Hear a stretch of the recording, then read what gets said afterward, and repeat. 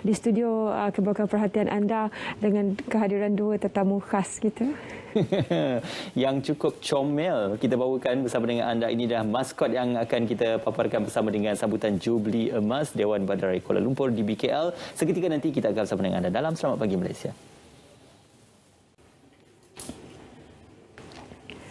Okey, itulah dia melambai-lambai bersama dengan kita pada pagi Selamat Pagi Malaysia ini. Sungai Gombak dan juga Sungai Kelang, maskot yang melambangkan kepada dua sungai menjadi nadi utama Bandaraya Kuala Lumpur. Kalau anda mendiami dan juga berada di Bandaraya Kuala Lumpur, bersempena dengan sambutan Jubli Emas Dewan Bandaraya Kuala Lumpur dan juga bersempena dengan sambutan Hari Wilayah Persekutuan pada 1 Februari 2022. Sesuatu yang juga sangat dekat bagi anda yang punya perkaitan yang sangat rapat dengan Kuala Lumpur khususnya. Pagi ini kita ucapkan selamat datang dan juga terima kasih kerana bersama bersama kami. Datuk Sri Haji Mahadi bin Cik Ngah yang merupakan Datuk Bandar Kuala Lumpur. Terima kasih Datuk Sri kerana sudi bersama kami. Terima kasih Cik Ismail. Terima kasih banyak memberi peluang saya menyertai Selamat Pagi Malaysia. Okey, Datuk Sri difahamkan bermula sejak 1983. Datuk Sri sudah pun berkhidmat di Bandaraya Kuala Lumpur dan ini merupakan satu pengalaman Datuk Sri bersama dengan figura-figura yang banyak menyumbang bakti kepada Dewan Bandaraya Kuala Lumpur, khususnya pembangunan Bandaraya Kuala Lumpur. Jadi bagaimana Datuk Sri menterjemahkan pengalaman itu dan juga penglibatan Datuk Sri dalam proses pembangunan Bandaraya Kuala Lumpur, Datuk Sri? Pembangunan sesuatu bandaraya ini, kalau kita lihat dengan secara dekat, kita dapati ianya mempunyai dinamika dia sendiri. Jadi sudah tentu dalam kita bekerja dan bersama-sama mengikut evolusi bandar ini, saya melalui banyak pengalaman. Saya ingin juga merujuk kepada bagaimana figura-figura yang sebelum saya, khususnya Tan Sri Ilyas, semasa beliau menjadi Datuk Bandar. Saya rasa Tan Sri Ilyas merupakan seorang Datuk Bandar yang sangat komited. Dan beliau juga Datuk Bandar yang dinamik dan Datuk Bandar yang hebat serta mempunyai future planning, jauh, pandang jauh. Jadi untuk itu, beliau sangat memberi keyakinan pembangunan Kuala Lumpur ini akan menjadikan negara Malaysia ternama. Sebab itu, beliau fokus sangat-sangat kepada pembangunan di Kuala Lumpur. Dan beliau juga memberi penekanan kepada build the capacity, membina keupayaan human resource, semua manusia yang ada di Dewan Bandaraya Kuala Lumpur. Jadi dengan potensi Kuala Lumpur yang tinggi, dengan adanya human resource yang mempunyai skill tinggi serta pengetahuan yang tinggi, maka itu nanti akan membantu Bandaraya Kuala Lumpur ini boleh dijana, boleh diurus tadbir dengan baik. Maka aspek-aspek yang dijangka yang dialami oleh mana-mana bandar di masa supaya menjadi satu bandar tarik banyak orang, banyak pelabur, banyak aktiviti, maka akan mewujudkan congestion. Itu ditangani. Sebab itu semasa Tan Sri Ilyas menjadi Datuk Bandar, beliau telah mengemukakan satu konsep pembangunan seimbang.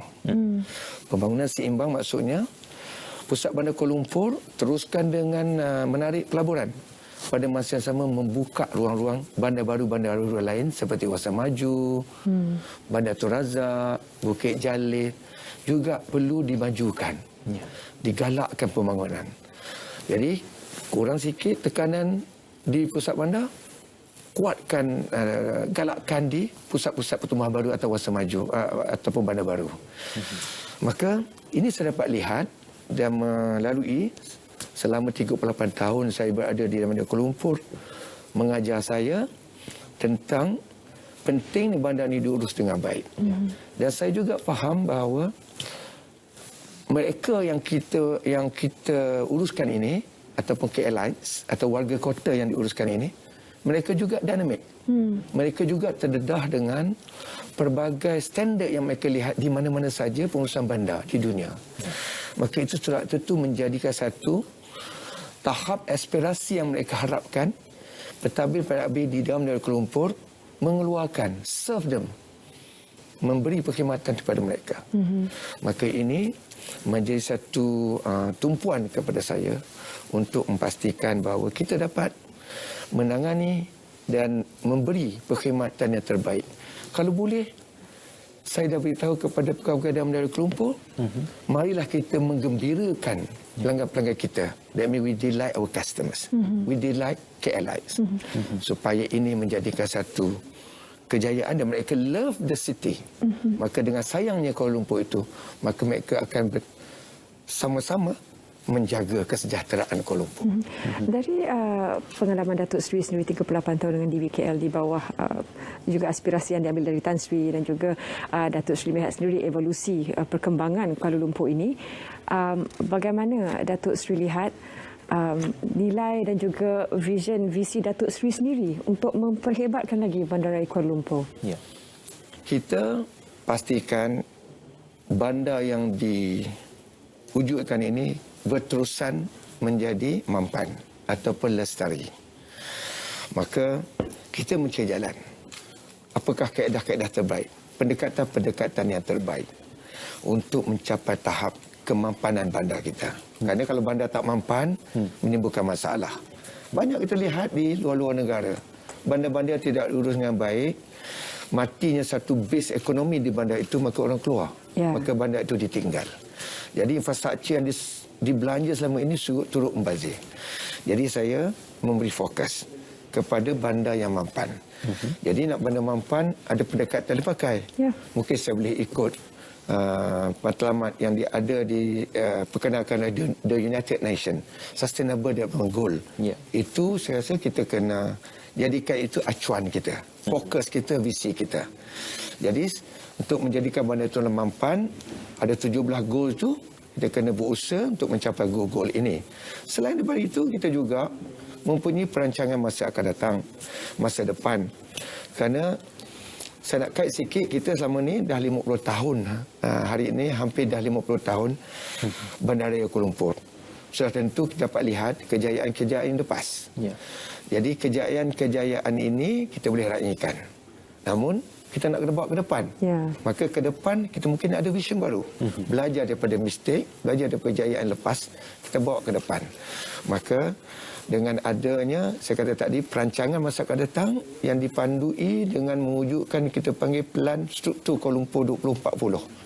Dia akan menggariskan strategi dan juga inisiatif-inisiatif serta dasar-dasar serta juga strategi-strategi yang harus dilaksanakan supaya tahun 2040 dan tahun-tahun seterusnya, visi baru yang kita tetapkan dalam Pelan 2040 ialah bandar untuk semua, bandaraya lestari, bandaraya bertaya tahan, dan bandaraya untuk semua itu dapat kita capai. Dan bandaraya itu bila dah bandaraya untuk semua, sudah tentu akan dijaga oleh semua orang. Maka saya berharapkan pada ketika itu, Kuala Lumpur ini bandaraya yang sangat cantik. Apa yang disebutkan oleh yang berbagi Datuk Seri tadi untuk merealisasikan usaha mewujudkan bandaraya Kuala Lumpur sebagai bandaraya yang sejahtera, mampan dan juga bandar untuk semua. Kita sedia maklum bandaraya Kuala Lumpur ini melalui satu proses yang panjang, sewaktu pendudukan penjajah, pembukaannya dan juga sewaktu proses kemerdekaan. Bandaraya Kuala Lumpur menjadi saksi kepada pembangunan bukan sahaja bandaraya itu sendiri tetapi pembangunan keseluruhan negara. Jadi bagaimana konsep itu boleh diterjemahkan walaupun usia bandaraya Kuala Lumpur sudah pun lama bertapak dalam negara kita. Itu saya kata tadi, kita dah 50 tahun berada pengurusan sebuah bandaraya. Dan selain daripada itu, Kuala Lumpur ini sebagai ibu negara Malaysia, ia sebenarnya memberi kesan pertumbuhan bandar yang sihat, yang sejahtera di Kuala Lumpur, memberi kesan kepada pembangunan negara. Itu dipercayai oleh semua pentadbir. Dan kita kena jaga sungguh-sungguh Kuala Lumpur. Dan kita bawa lagi, jadikan bandaraya Kuala Lumpur ini more attractive, menarik kepada semua pihak, pelabur, penduduk, kumpulan-kumpulan peniaga, business community. Semuanya menarik dan juga nak jadikan menarik, sudah tentu keperluan mereka kita kena tangani. Kita kena beri kepada apa yang mereka nak. Sebagai contoh, untuk jadikan bandar ini menarik, infrastruktur must be good. Untuk menjadikan infrastruktur itu bagus, kita sentiasa kena mencari jalan untuk mengukur kapasiti infrastruktur ini dapat cope dengan permintaan. Sebagai contoh, kita tengok jalan. Jalan mungkin sekarang ni ada, dah lama dah kita menangani masalah kesesakan. pada masa yang sama, pihak Kerajaan Persekutuan sentiasa memberi perhatian kepada Kuala Lumpur dengan membawa kemudahan-kemudahan infrastruktur yang baru. Seperti ada MRT, ada LRT, ada komuter. Semuanya tergolong dalam kategori pengangkutan awam. Jadi dengan adanya pengangkutan awam ini, dia memberi satu tambahan keupayaan supaya kenderaan tadi atas jalan tu boleh dikurangkan dengan membawa mereka menggunakan perkhidmatan pengangkutan awam tadi. Jadi kalau itu boleh berlaku, maka kapasiti tadi bertambah. Maka tidak memberi kesan, orang ramai datang pun tidak memberi kesan yang buruk kepada pertumbuhan bandar, perkembangan bandar. Maka itu kita kena sentiasa membuat pemantauan supaya perkara yang menjadi isu kepada pertumbuhan bandar tadi dapat kita atasi dan dapat kita selesaikan. Maka itu akan memberikan satu suasana kehidupan yang livable di Bandar Kuala Lumpur dengan menjamin pelaburannya selamat. Datuk Seri sebut tentang dari segi amenities ataupun infrastruktur asas. Bagaimana dari segi aspek sosial, Datuk Seri, dari segi employment ataupun peluang pekerjaan, keselamatan, pemantauan CCTV dan sebagainya. Kerana ini perlu bergerak selari dengan kemajuan suatu bandaraya itu. Ya, Puan Zela, saya memang setuju dengan teknologi-teknologi yang perlu digunakan supaya pentadbiran bandar lebih efisien dan selamat. Tidak dinafikan, memang Kuala Lumpur mempunyai 5,000 CCTV sekarang ni. Dan kita akan ada lagi, menambah lagi kepada bilangan lebih tambah. Dengan penggunaan CCTV, ia sebenarnya memberi satu keefisienan dari segi menyokong keefisienan mentadbir bandar. Penggunaan CCTV, kalau Cik Mai tengok, Puan Zahra tengok, ada je aksiden, kita dapat detect. Dan ada tim penyelamat pergi menguruskan itu bersama dengan pasukan polis untuk menyelesaikan secepat yang mungkin kemalangan yang ada di atas jalan supaya tidak mengganggu orang lain. Itu kan dapat detect daripada kita punya pusat kawalan kita di Bukit Jalil. Jadi itu satu perkara. CCTV ini juga sebenarnya membantu kita mencapai bandar selamat. Bandar selamat dan kontak sesiapa membuat kesalahan lalu lintas, katakan beat the traffic light ataupun buat illegal parking. CCTV kita mempunyai keupayaan membuat face recognition. Kita boleh shoot, ambil dan number plate. Kita boleh ambil number plate dan juga mungkin rupa pun boleh. Cara-cara ini semua akan menjadikan tindakan boleh segera dilaksanakan dengan lebih efisien. Maka mereka melakukan kesalahan itu mudah-mudahan tidak mengulanginya dan menyebabkan masalah kepada orang lain. Saya kena lebih berhati-hati ni. Okey, Datuk Seri. Tadi disebutkan tentang penyuaraian trafik dan juga pengawalan trafik serta keselamatan.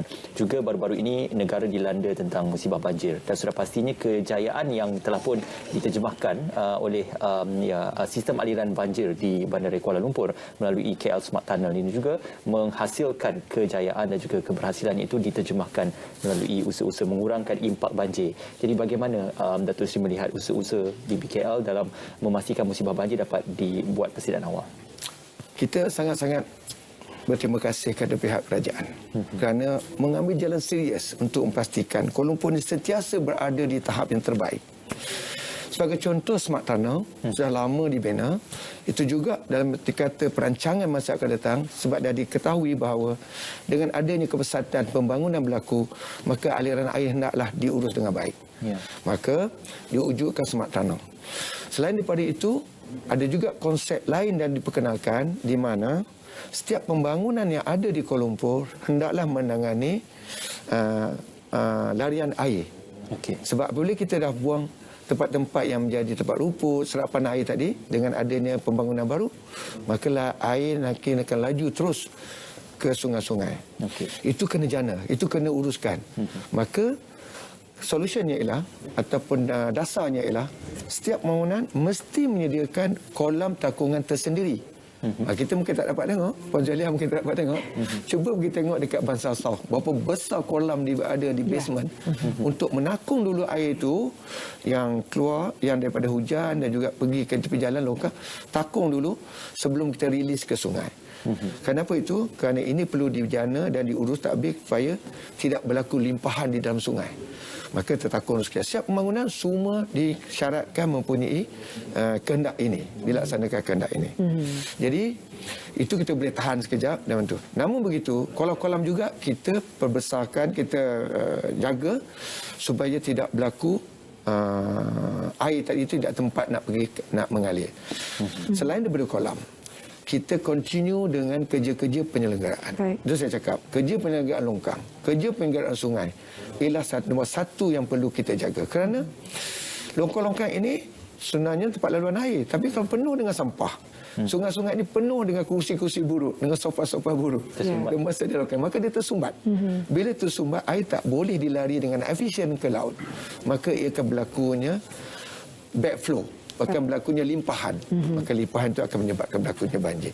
Alhamdulillah baru-baru ini kemungkinan juga oleh kerana usaha kita menyelenggara longkang-longkang dengan baik, jaga kebersihan, namun tidak berlaku begitu teruk banjir kilat di Kuala Lumpur. Tetapi apa yang berlaku ialah limpahan air sungai di tepi-tepi kawasan dekat sungai, maka berlakunya adanya banjir kilat. Itu pun untuk masa 6 jam di Kuala Lumpur. Tetapi saya nak cakap bahawa sungai-sungai ini sebenarnya menerima hujan yang sangat lebat. Baru-baru ini, di mana kapasiti yang kita terima hujan tu, patut hujan tu sebulan, tapi kita terima dalam masa 1 hari. Jadi kita boleh banding betapa banyaknya isi padu air masuk ke sungai. Sudah tentu keupayaan sungai tadi itu ada mungkin di-challenge lah. Di Sabah. Ada lembah-lembah menerima limpahan air. Okey. Juga untuk pengharapan Datuk Seri bersempena dengan sambutan Jubili Emas Dewan Bandar Kuala Lumpur, apakah mungkin antara sedikit perkongsian berkenaan apa yang akan dilaksanakan bersempena dengan sambutan itu nanti, Datuk Seri? Sambutan Jubili Emas Bandaraya Kuala Lumpur amat bermakna pada kita pada tahun ini 1 Februari 2022, kerana pada ketika itu juga kita meraihkan Hari Wilayah. Dan saya rasa bersama itu Puan Zaliha kata dia juga ada Hari Raya Tahun Baru Cina. Kita merayakan bersama. Jadi sudah tentu mempunyai kelainan dan sangat special to us lah pada kita. Jadi telah banyak program-program yang diatur bersama dengan pihak kementerian wilayah persekutuan, dan program-program ini sebenarnya kita mohon dan menyuruh supaya warga kota juga turut sama-sama meraihkannya. Jadi kita mungkin boleh lihat apa yang telah berlaku, evolusi selama 50 tahun di Kuala Lumpur, kita raihkan bersama. Pada masa yang sama, kita juga boleh melihat kembali bersama-sama kejayaan tersebut, kita raihkan. Dan pada masa yang sama kita sama-sama melihat apakah peranan masa akan datang ataupun tindakan-tindakan masa akan datang yang kita nak lagi Kuala Lumpur tadi itu menjadi lebih baik dan menjadi lebih efisien. Maka Kuala Lumpur akan sentiasa menjadi tempat tumpuan. Kerana itu nanti menjadikan Kuala Lumpur sumber pertumbuhan ekonomi yang baik di negara. Ya, insya-Allah. Dirgahayu Bandaraya Kuala Lumpur. Insya-Allah. Sambutan Jubili Emas 50 tahun Dewan Bandar Kuala Lumpur, dan juga untuk sambutan Hari Wilayah Persekutuan pada 1 Januari 2022. Terima kasih Datuk Seri kerana sudi bersama kami. Kita berehat seketika selepas ini. Bagi penggemar basukan berbasikal, pastikan anda bersama kami selepas ini. Ya.